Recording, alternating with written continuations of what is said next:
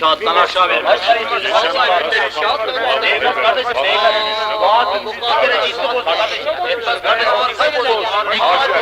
Emin onu da vallahi vermedim.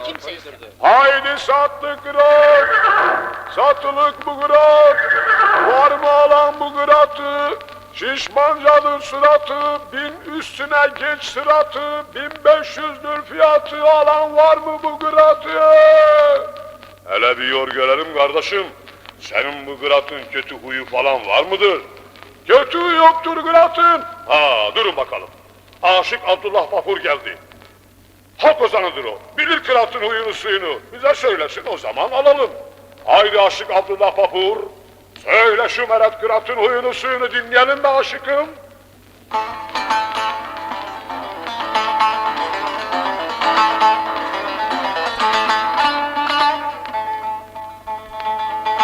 Aldama kırata çok huysuz çıktı. Aldama kırata çok huysuz çıktı. Bağladım ahıra duvarı yıktı. Yerli beylik sandım Amerika çıktı. Yerli beygir sandım Amerika çıktı. Katır cinsindeymiş şu soyka kırat.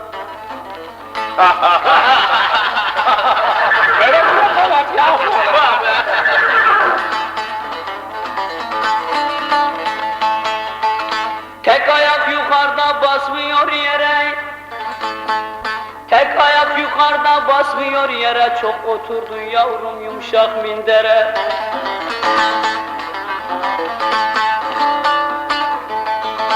Akibet temizler seni bir dere. Akibet temizler seni bir dere. Bilmiyorsan ben söyleyeyim bil kırat.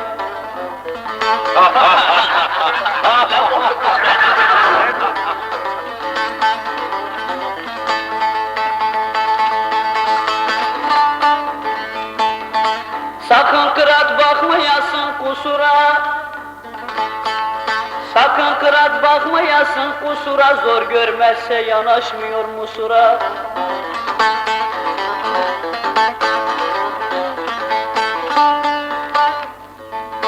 Dağlardan başıboş gezdi bir sıra.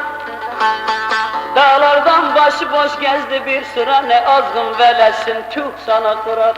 Alat, yağız at, doğru at, demiri kır, kır at, eşek ile seks yapıp katır doğuran kıraat, zavallı kıraat.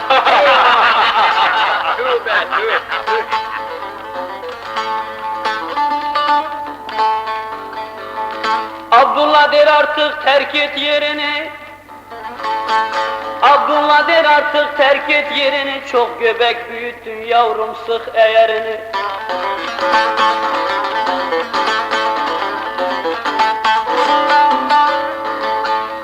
Para etmez yüzüp satsam derini. Para etmez yüzüp satsam derini. Değerin yok ne söyleyeyim bil kırat. Helal be aşıkım helal be! Siz halk ozanları da olmazsa bizim bu fakir halkımızın hali ne olurdu? Neredeyse bu uyuz beygiri kır at diye yutturacaklardı bize. Helal sana ozanım!